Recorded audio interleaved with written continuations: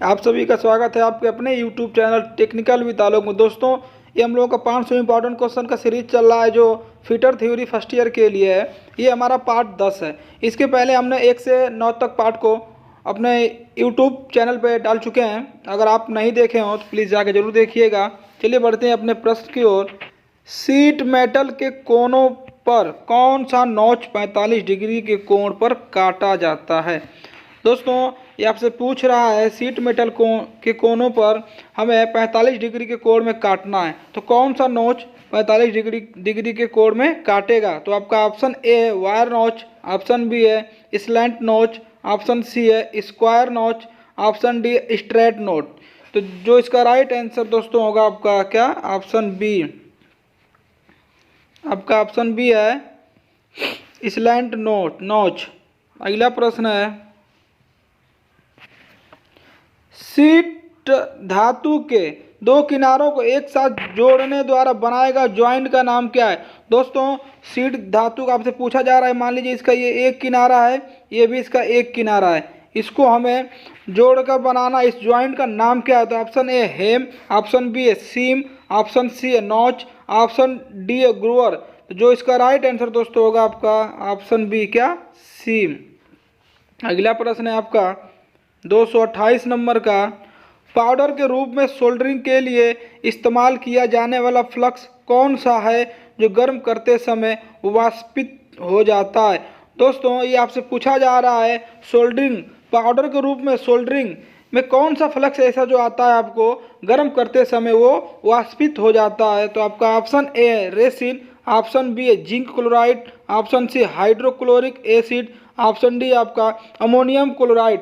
तो जो इसका राइट आंसर होगा आपका ऑप्शन डी क्या? Ammonium chloride. दोस्तों, अमोनियम क्लोराइड फ्लक्स है जो गर्म करते समय वाष्पित हो जाता है। अगला प्रश्न आपका है 229 नंबर का। इस सीम के प्रकार का नाम दें।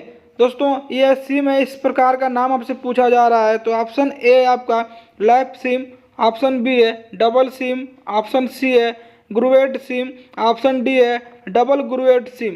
तो जो इसका राइट आंसर होगा दोस्तों आपका ऑप्शन ए लैप सीम। दोस्तों, ये हमारा लैप सीम है। दोस्तों, आप हमारे चैनल पर अगर नए आए हों तो इस चैनल को सब्सक्राइब करिए और जिससे आपको नोटिफिकेशन मिलता रहे समय समय पे। अगला प्रश्न है 230 नंबर का। रिविट सिर के प्रक्षेपण से बचने के लिए किस रिविट का उपयोग किया जाता है? दोस्तों, ऑप्शन ए है pan head rivet, option B है snap head rivet, option C है conical head rivet, option D है काउंटर सैंक हेड रिविट। तो जो इसका राइट आंसर होगा दोस्तों आपका ऑप्शन डी क्या? Countersunk head rivet.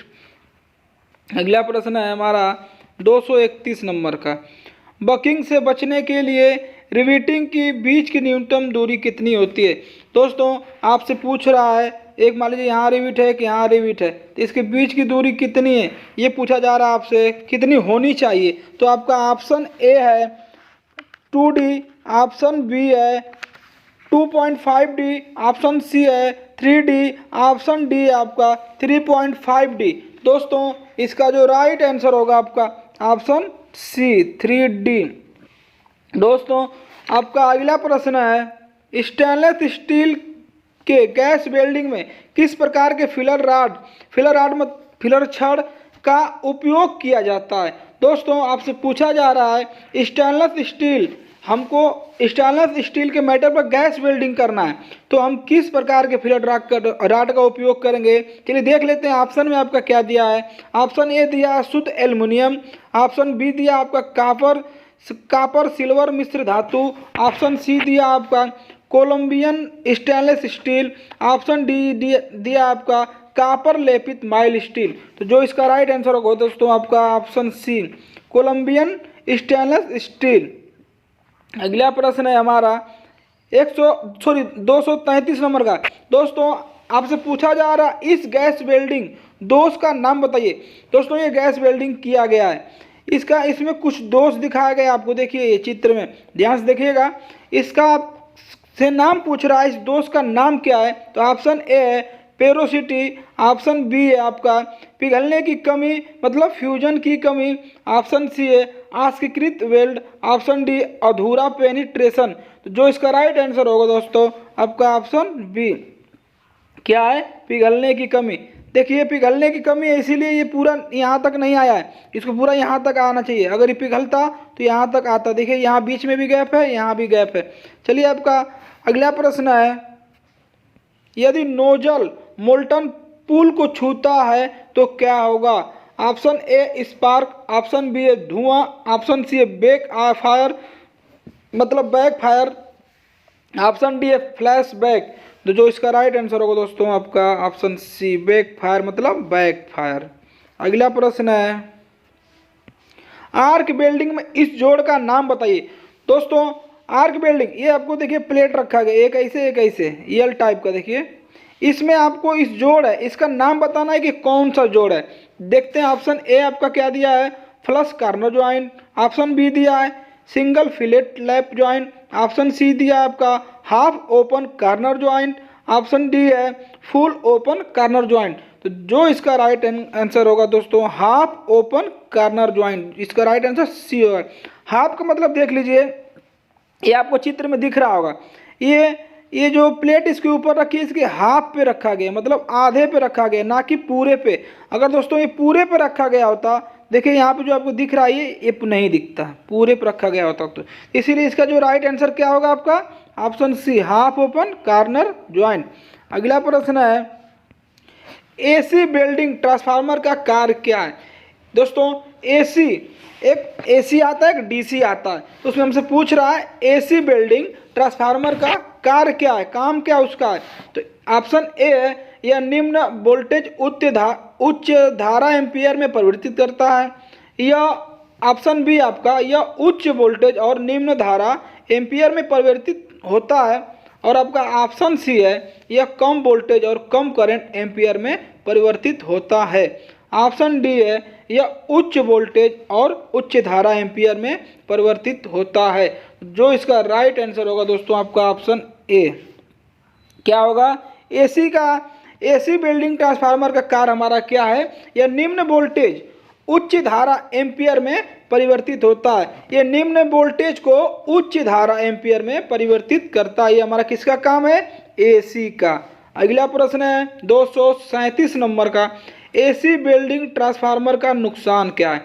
दोस्तों इसका कुछ ना कुछ नुकसान भी होता है, तो चलिए देखते हैं क्या नुकसान है। ऑप्शन ए अधिक प्रारंभिक लागत, ऑप्शन बी आर्क ब्लो से मुक्त नहीं, ऑप्शन सी अधिक रखरखाव लागत, ऑप्शन डी है अलौ धातु वेल्डिंग के लिए उपयुक्त नहीं है। तो जो इसका राइट आंसर होगा दोस्तों ऑप्शन डी क्या है, अलौ धातु वेल्डिंग के लिए उपयुक्त नहीं है। दोस्तों एसी वेल्डिंग ट्रांसफार्मर से हम अलौ धातु को वेल्डिंग नहीं कर सकते हैं। आपका पूछ रहा है अगला प्रश्न आपका क्या है 238 नंबर का, विद्युत लाइनों से दूर क्षेत्र में काम में कहीं भी किस आर्क वेल्डिंग का मशीन का उपयोग किया जाता है? दोस्तों आपसे पूछा जा रहा है किसी दूर दराज क्षेत्र में हमें काम करना है, वेल्डिंग करना है, तो किस आर्क वेल्डिंग मशीन का उपयोग हम करेंगे? देख लेते हैं। ऑप्शन ए हमारा रेक्टिफायर सेट, ऑप्शन बी है motor generator set, option C है engine generator set, option D है एसी वेल्डिंग ट्रांसफार्मर। तो जो इसका राइट आंसर होगा दोस्तों option C engine generator set. दोस्तों हम इंजन जनरेटर सेट को कहीं भी किसी दूर दराज या कहीं भी हमारा अगर वेल्डिंग करनी हो तो उसको ले जा सकते हैं, वहाँ से हम इस इंजन जनरेटर सेट से आर्क वेल्डिंग हम कर सकते हैं। अगला प्रश्न है, कौन सी आर्क वेल्डिंग मशीन इलेक्ट्रोड और जाब में बेहतर ऊष्मा वितरण प्रदान करती है? दोस्तों आपसे पूछा जा रहा है कौन सी वो वेल्डिंग मशीन है जो इलेक्ट्रोड और जाब में बेहतर ऊष्मा मतलब बढ़िया ऊष्मा वितरित प्रदान करती है? तो option A rectifier set, option B है motor generator set, option C आपका वेल्डिंग ट्रांसफार्मर, ऑप्शन डी है इंजन जनरेटर सेट। तो दोस्तों जो इसका राइट आंसर होगा आपका क्या, option A rectifier set. Rectifier set की जो आर्क वेल्डिंग मशीन होती है ये हमारे इलेक्ट्रोड और जाब में बेहतर ऊष्मा प्रदान करती है। अगला प्रश्न है, एसिटिलीन गैस सिलेंडर का किस रंग सॉरी एसिटिलीन गैस सिलेंडर पर किस रंग का पेंट होता है? तो ऑप्शन ए आपका काला, ऑप्शन बी है हरा, ऑप्शन सी है नीला, ऑप्शन डी है मैरून। दोस्तों एक हमारा होता है एसिटिलीन, एक हमारा होता है ऑक्सीजन सिलेंडर। तो आपसे इसमें क्या पूछा जा रहा है? एसिटिलीन गैस सिलेंडर का रंग पूछ रहा है कि वो किस रंग का होता है। तो जो होता है दोस्तों हमारा वो मैरून कलर का। अगर आपसे यही पूछता ऑक्सीजन गैस सिलेंडर किस रंग का होता है, तो दोस्तों हमारा क्या होता है? काला। ऑक्सीजन गैस सिलेंडर हमारा होता है किस रंग का? काला। और एसिटिलीन आपका होता है मैरून। अगला प्रश्न है, बाएं वार्ड वेल्डिंग टेक्निक में ब्लो पाइप और फिलर रॉड में एंगल मेंटेन किया जाता है। दोस्तों ये पूछ रहा है आपसे बाएं वार्ड वेल्डिंग और टेक्निक में ब्लो पाइप और फिलर रॉड में एंगल हम लोग देते हैं, तो एंगल हम लोग कितना देते हैं, आपसे यही पूछा जा रहा है इस प्रश्न में। तो ऑप्शन ए है 60 डिग्री और 30 डिग्री, ऑप्शन बी है 50 डिग्री और 40 डिग्री, ऑप्शन सी है 30 डिग्री और 50 डिग्री, ऑप्शन डी आपका 60 डिग्री और 40 डिग्री। दोस्तों जो हम एंगल देते हैं कितना देते हैं? 60 डिग्री और 30 डिग्री। तो जो इसका राइट आंसर आपका होगा क्या होगा? ऑप्शन ए होगा। अगला प्रश्न है, वेल्डिंग के दौरान करंट की सेटिंग कौन सा कारक निर्धारित करता है? दोस्तों हम वेल्डिंग करते हैं तो हमें उसमें करंट भी सेट किया जाता है कि कम देना है या ज़्यादा देना है। तो जो करंट हम सेटिंग करते हैं किस चीज़ को देख के निर्धारित करते हैं, ये आपसे पूछा जा रहा है। ऑप्शन ए जोड़ के प्रकार, ऑप्शन बी वेल्ड की स्थिति, ऑप्शन सी इलेक्ट्रोड की लंबाई, ऑप्शन डी इलेक्ट्रोड का व्यास। तो जो इसका राइट आंसर दोस्तों होगा ऑप्शन डी इलेक्ट्रोड का व्यास। दोस्तों हम इलेक्ट्रोड का व्यास को पहले देखेंगे वो कितने mm का मोटाई का है, उस हिसाब से हम वेल्डिंग करंट को सेट करते हैं। अगला प्रश्न है, स्टेप डाउन ट्रांसफार्मर में वेल्डिंग के लिए OCV क्या है जो मुख्य आपूर्ति वोल्टेज 220 या 420 वोल्ट को कम करता है? तो ऑप्शन ए है 40 और 100 वोल्ट, ऑप्शन बी है 50 और 100 वोल्ट, ऑप्शन सी है 30 और 20 वोल्ट, ऑप्शन डी है 20 और 25 वोल्ट। तो जो इसका राइट आंसर दोस्तों होगा ऑप्शन ए क्या? 40 और 100 वोल्ट। अगला प्रश्न है 244 नंबर का। दोस्तों जितने भी प्रश्न आपको मैं अभी तक हल कराए मोस्ट इंपॉर्टेंट प्रश्न है आपका। कौन सी वेल्डिंग मशीन जो सभी प्रकार के इलेक्ट्रोड का उपयोग करके लौह और अलौह धातुओं की वेल्डिंग के लिए AC और DC दोनों की आपूर्ति करने के लिए डिजाइन किया गया? दोस्तों ये आपसे पूछ रहा है, एक हमारी धातु है लौह धातु, एक होती है अलौह धातु, ठीक, ये दोनों को, और AC और DC ये मतलब आपका अलौह धातु और लौह धातु और AC और DC को आपूर्ति देने के लिए डिजाइन की गई है। एक ही मशीन से हम ये चारों काम निपटा सकते हैं। तो ऑप्शन ए देख लेते हैं कौन सी वो मशीन है जिससे हम ये चारों काम कर सकते हैं एक साथ। तो ऑप्शन ए है रेक्टिफायर सेट, ऑप्शन बी है ट्रांसफार्मर सेट, ऑप्शन सी है motor generator set, option D है इंजन जनरेटर सेट। तो जो इसका राइट आंसर होगा क्या? Option A rectifier set.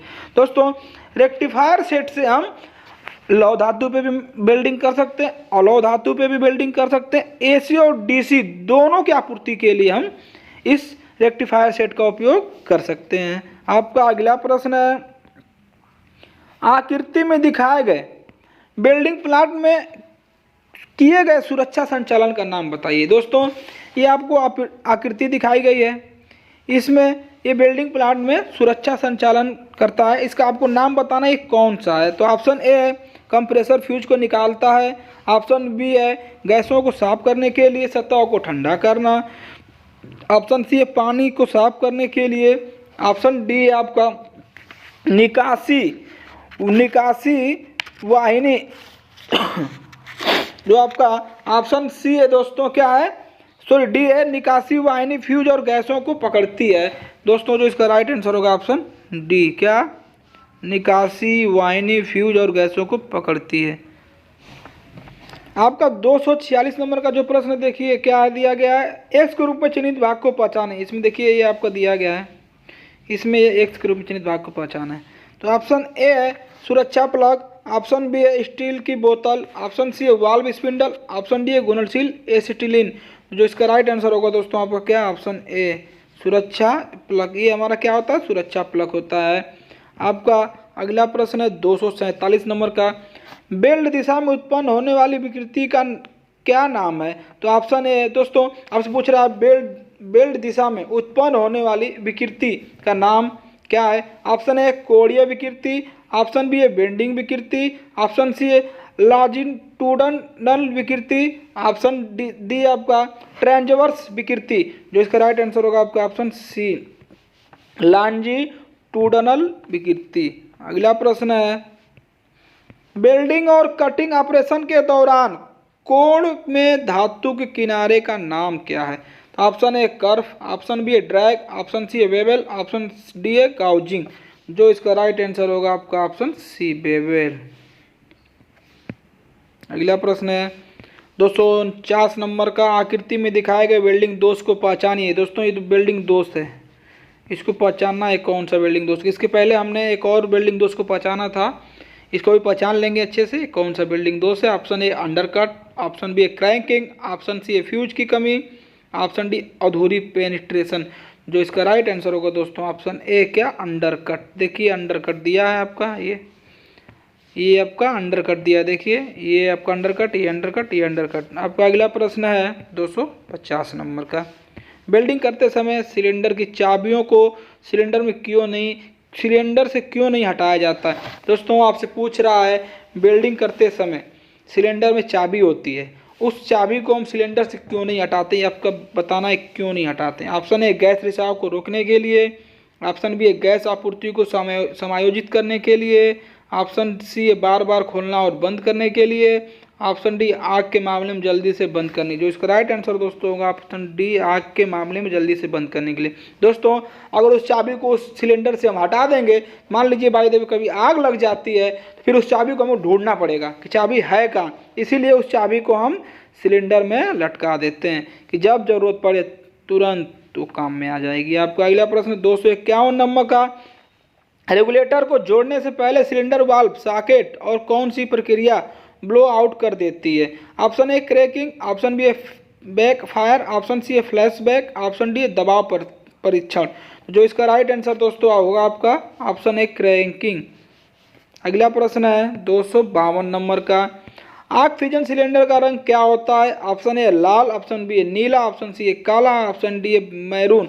जो इसका राइट आंसर होगा आपका सी काला। मैंने इसके पहले भी प्रश्न एक आया था आपका, मैंने उसमें बताया था कि ऑक्सीजन सिलेंडर का रंग काला होता है और एसिटिलीन पूछे तो क्या होगा मैरून होगा। अगला प्रश्न है 253 नंबर का, एक्स ग्रुप में चिन्हित भाग का नाम क्या है? ये हमारा एक्स ग्रुप में चिन्हित भाग का नाम बताना है। ऑप्शन ए आपका handle, option A handle, option B मिश्रण कक्ष जिसको मिक्सिंग चैम्बर बोलते हैं, ऑप्शन सी ऑक्सीजन नियंत्रण वाल्व, ऑप्शन डी एसिटिलीन नियंत्रण वाल्व। दोस्तों जो इसका राइट आंसर होगा आपका ऑप्शन क्या सी ऑक्सीजन नियंत्रण वाल्व। ये हमारा क्या होता है ऑक्सीजन नियंत्रण वाल्व, ये हमारा एसिटिलीन नियंत्रण वाल्व। अगला प्रश्न है आपका 254 नंबर का, पीपीई का नाम क्या है? पर्सनल प्रोटेक्टिव इक्विपमेंट पीपीई का मतलब होता है। दोस्तों आपसे इसका नाम पूछा जा रहा है कि इसका नाम क्या है। ये जो दिखाया गया चित्र में देख लेते हैं नाम क्या है, कोई बड़ी बात नहीं है। ऑप्शन है पोर्टेबल स्क्रीन, ऑप्शन बी है चिपिंग गॉगल चश्मा, ऑप्शन सी हाथ वाली वेल्डिंग स्क्रीन, ऑप्शन डी है वेल्डिंग हेलमेट स्क्रीन। दोस्तों ये आपको देख के ही लग जाना चाहिए कि किस इसका नाम क्या है। ऑप्शन सी राइट आंसर है हाथ वाली वेल्डिंग स्क्रीन। देखते इसमें हाथ देखिए, इसमें जो है ये इसमें हाथ से पकड़ेंगे हम और इसी शीशा लगा है। बिल्डिंग करते समय आप किसी भी दुकान पर जाके देखेंगे अक्सर ये यूज होता है। 255 नंबर का प्रश्न आपका है, आर्क वेल्डिंग प्रक्रिया में सेलुलोसिक इलेक्ट्रोड का उद्देश्य क्या है? दोस्तों हमारी एक सेलुलोसिस इलेक्ट्रोड होता है, वो किस में प्रयोग किया जाता है? आर्क वेल्डिंग में। इसका उद्देश्य आपसे पूछा जा रहा है। ऑप्शन ए जमा हुआ स्लैग को हटाना बहुत आसान है, ऑप्शन बी है हाई स्ट्रेंगल स्टील के लिए इस्तेमाल किया जाता है, ऑप्शन सी है इसका उपयोग कार्बन स्टील के लिए किया जाता है, ऑप्शन डी है यह सभी स्थिति के लिए उपयुक्त है। जो इसका राइट आंसर होगा दोस्तों क्या ऑप्शन ए जमा हुआ स्लैग को हटाना बहुत आसान है। दोस्तों हम सेलुलोसिक इलेक्ट्रोड से हम जमा हुआ स्लैग को बहुत आसानी तरीके से क्या कर सकते हैं? हटा सकते हैं। अगला प्रश्न 256 नंबर का है, एक्स ग्रुप में चिन्हित भाग का नाम क्या है?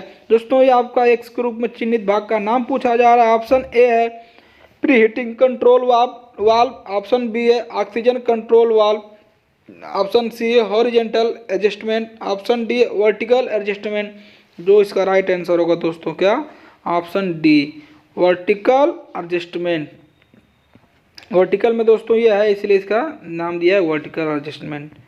अगला प्रश्न है 257 नंबर का, ऑक्सीजन सिलेंडर का भंडारण क्षमता क्या होती है। दोस्तों ऑक्सीजन का जो सिलेंडर होता है उसमें भरने की गैस ऑक्सीजन को कितनी क्षमता होती है। ऑप्शन ए देख लेते हैं 7 M 3, option B 10 M 3, option C 14 M 3, option D 15 M 3। तो जो इसका राइट आंसर होगा आपका ऑप्शन ए 7 एम 3। अगला प्रश्न है आपका 258 नंबर का, गैस कटिंग के दौरान शरीर को उड़ने वाली चिंगारी से बचाने के लिए उपयोग किए जाने वाले उपकरण। दोस्तों हम गैस कटिंग करते हैं तो उसमें से चिंगारी उड़ती है, उस चिंगारी जो उड़ती है वो हमारे शरीर पे आती है, तो हम उस चिंगारी से बचने के लिए कौन से उपकरण का उपयोग करते हैं ये आपसे पूछा जा रहा है। बहुत आसान सा क्वेश्चन है ये आपका। ऑप्शन ए है चमड़े की टोपी, ऑप्शन बी है चमड़े का एप्रन, ऑप्शन सी है चमड़े के जूते, ऑप्शन डी है कटिंग चश्मा। दोस्तों ये हमारे शरीर की बात कर रहा है, मतलब कपड़ा से शरीर पहनते हुए होगा। ऑप्शन बी राइट, क्या चमड़े का एप्रन। अगला प्रश्न हमारा 259 नंबर का, गैस वेल्डिंग में उपयोग के बाद लौ को कैसे बुझाएं। दोस्तों हम गैस वेल्डिंग जब उपयोग करते हैं उसमें से जो लौ निकलती है उसको अब मैंने अपना गैस वेल्डिंग का काम करके ख़त्म कर दिया, अब जो उसको बंद करना हो तो कैसे बंद करेंगे। ऑप्शन ए देखते हैं, ऑक्सीजन को बंद करें और पानी को में ब्लो पाइप डुबाएं, मतलब ऑक्सीजन को बंद कर लें पहले और पानी में ब्लो पाइप को डुबाएं। ऑप्शन बी है एक साथ ऑक्सीजन और एसिटिलीन वाल्व बंद करें। दोस्तों आपसे बोल रहा है कि एक साथ हम ऑक्सीजन और एसिटिलीन वाल्व को बंद कर सकते हैं। ऑप्शन सी है ऑक्सीजन वाल्व को पहले एसिटिलीन वाल्व को बाद में बंद करें। ऑप्शन डी है जो एसिटिलीन वाल्व को पहले ऑक्सीजन वाल्व को बाद में बंद करें। जो इसका राइट आंसर होगा दोस्तों ऑप्शन डी एसिटिलीन वाल्व को पहले ऑक्सीजन वाल्व को बाद में बंद करें। दोस्तों जैसे हमारी गैस वेल्डिंग कर लिया मैंने, मेरा काम खत्म हो गया, तो हम कैसे उसको बंद करेंगे। सबसे पहले एसिटिलीन वाल्व को बंद करेंगे और ऑक्सीजन वाल्व को उसके बाद बंद करेंगे। अगला प्रश्न है 260 नंबर का, आर्क वेल्डिंग के दौरान ध्वनि प्रभाव क्यों गुनगुनाते हैं। ऑप्शन ए लंबी चाप की लंबाई, ऑप्शन बी शीघ्र वेल्डिंग, ऑप्शन सी लघु चाप वेल्डिंग, ऑप्शन डी समान चाप की लंबाई। जो इसका राइट आंसर होगा ऑप्शन ए लंबी चाप की लंबाई, इसके कारण गुनगुनाते हैं। दोस्तों आपका इस पार्ट का ये लास्ट प्रश्न है 261 नंबर का, वेल्डिंग में कौन सा आंतरिक दोष नग्न आंखों के लिए अदृश्य होता है। दोस्तों वेल्डिंग में एक आंतरिक दोष होता है जो हमारी नग्न आंखों के लिए दोष होता है, इसको जिससे हम नहीं देख पाते। राइट आपका ऑप्शन है स्पैटर, ऑप्शन बी है porosity, option C undercut, option D है स्ट्रेट अर्क। जो इसका राइट आंसर होगा आपका ऑप्शन बी पोरासिटी। दोस्तों वीडियो अच्छी लगी तो लाइक करें, अपन दोस्तों के साथ शेयर करना बिल्कुल ना भूलें, और साथ ही साथ इस चैनल पर अगर आप नए आए हो तो इस चैनल को सब्सक्राइब करें। धन्यवाद।